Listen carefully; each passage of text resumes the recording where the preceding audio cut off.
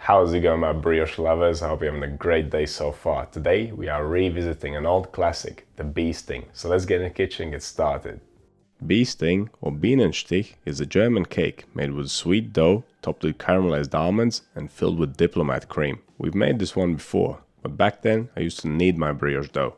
All that is in the past, so it's time to refresh this delicious recipe. This may just be one of my favorite brioche applications, so let me show you how it's made. Starting with the ingredients for the dough, we'll need some white bread flour, eggs, butter, sugar, salt and yeast. I'm using handmade butter from one of my previous projects. You can find that in the home milling playlist. Okay, let's jump right into making the dough. First things first, temperature control. My kitchen is around 23 degrees Celsius or about 73 degrees Fahrenheit, so I'm just using room temperature ingredients. In a large bowl, combine the eggs, the yeast, the salt, the sugar. Grab a whisk and mix until the salt and sugar have completely dissolved.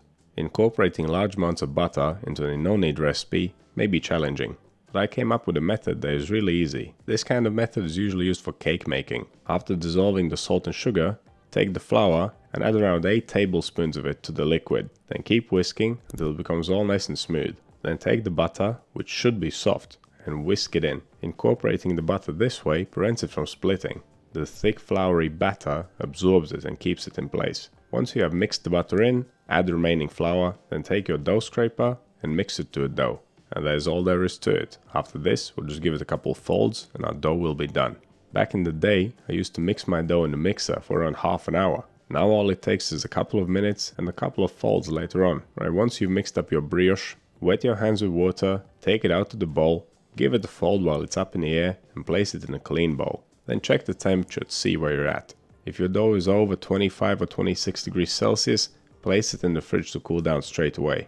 If it's 25 or below like mine, leave it out on the table for the first 30 minutes. 30 minutes later, perform the first fold. This dough is not very sticky, thanks to all the butter, but it is very loose. Drop it out on the table, then fold it over itself whilst going around in a circle. Give it at least 30 quick folds. Roll it up into a bowl, place it back into the bowl, and now place it in the fridge for the next 30 minutes. 30 minutes later, pull the dough out of the fridge and then perform the second fold. And the second fold goes exactly the same as the first one. Drop the dough out on the table, fold it over itself whilst going around in a circle. This time you don't need to fold it 30 times though.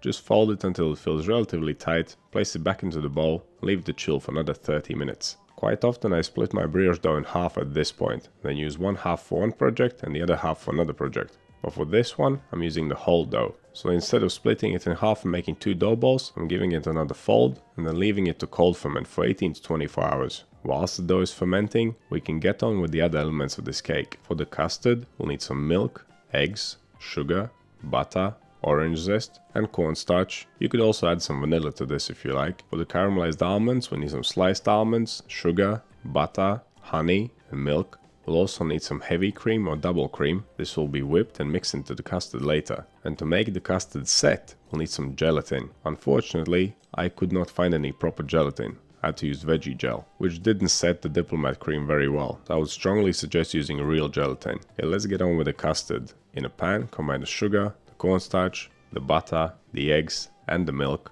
This is the easiest custard you will ever make. There's no need for mixing things separately and tempering the eggs or anything like that. Mix them up, place the pan on medium to high heat, keep cooking for around 5 minutes whilst whisking continuously until the custard thickens. Once it is thick, it is done. Like I said, it is the easiest custard you will ever make. Transfer it to a bowl, cover it with some cling film so that it's touching the surface and refrigerate it until later. Next, we'll make the almond topping. This one is also cooked in a pan. Combine the sugar, butter, milk and honey, but do not add the almonds at this point. This should also not take more than 5 minutes or so. But whilst the custard was cooked on medium to high heat, you want to set this pan on high heat. And again, stir it continuously, let it come up to a boil. It needs to reach a temperature of 110 degrees Celsius. And that'll be 230 degrees Fahrenheit. Be extremely careful, because if this stuff lands on your skin, you can have a bad day. Once the mix comes up to temperature, take it off the heat and then mix in the sliced almonds. And that is how you make the almond topping. Now transfer it to a bowl and leave it to cool down, but do not refrigerate it, it will go too hard. Okay, so we have the filling and we have the topping. As I'm making this, it is already the next day, so I'm going to move on to working with the dough. This thing is puffed up beautifully, it is well fermented. It is ready to be rolled out and fitted into a baking tray. I'll leave the measurements of my tray in the written recipe. It is quite big, so if you're using a smaller tray, you can cut all the ingredients in half and make a smaller batch. The bee sting that I'm making will be pretty gigantic, at least for home baking. If I was to make this in my Lloyd's Pans pizza pan, I would probably only need about a third of the ingredients. It is extremely important to use a deep tray and line it with plenty of baking paper. I always end up cleaning caramel from the oven, so trust me. To avoid large bubbles from forming in the dough, I'm poking it with a fork. The total final proofing time of this dough will be around 4 hours, but you could place it in a warm area to make it rise sooner. We are going to cover the dough with the almond topping for the final hour of fermentation. If we did this right before baking, we would risk distorting the shape of the dough. My kitchen was slightly cool, so my almond topping set. I popped it in the microwave for a few seconds just to soften it up a little bit. If you don't have a microwave, you could place this bowl in another bowl filled with hot water, and then mix it around a little bit until it softens. Make sure the dough reaches all the corners. Now spread the topping evenly all over it, but be patient and gentle. Make sure that the whole surface is covered.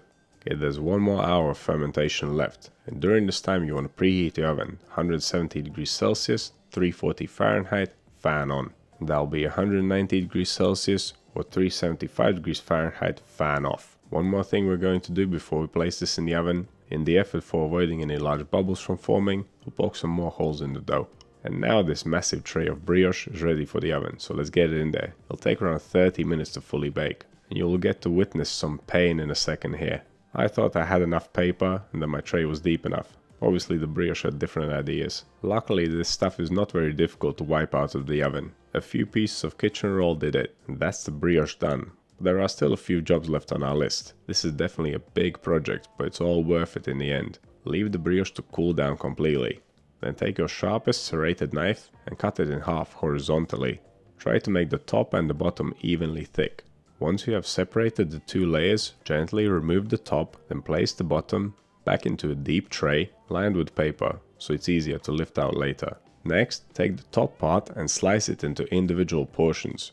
Cut it into as many pieces as you want. While the cream will set between the layers of brioche, it will not be completely hard. So if we were to cut the bee sting into portions while it was assembled and filled with cream, it would still squish out. Cutting the top part into portions before assembly makes the job of dividing the bee sting easier and less messy down the line. Let's move on to finishing the filling. Add the cream to a bowl, grab your whisk and whisk until it becomes nice and stiff. Then remove the custard from the fridge and mix it until it becomes smooth. Then add the custard to the cream and mix them together. Once that is done, prepare the gelatin. It needs to be melted, so I'm going to use a double boiler. I'm using a small pan filled with boiling water with a little bowl set inside it. In that bowl, combine the gelatin with water and whisk until it's completely dissolved. Finally, pour the dissolved gelatin into the custard and whipped cream mix, and then quickly mix it all together. You want to work fast because the gelatin will start setting. Now we can assemble the bee sting.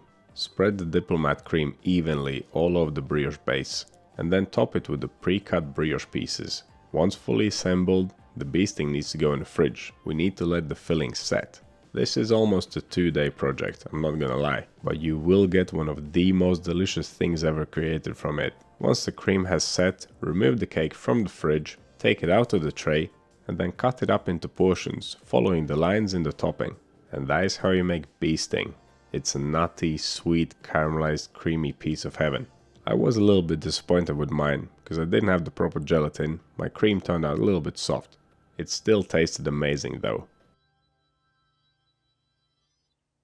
So what do you think of this recipe? Have you ever seen it before? Have you ever tried it before? Did you try my previous bee sting? Let me know down in the comments. If you want to see more videos like this one, click over here. Subscribe to the channel, click right here. That's all I have for you today. Thank you so much for watching. I'll see you in the next one.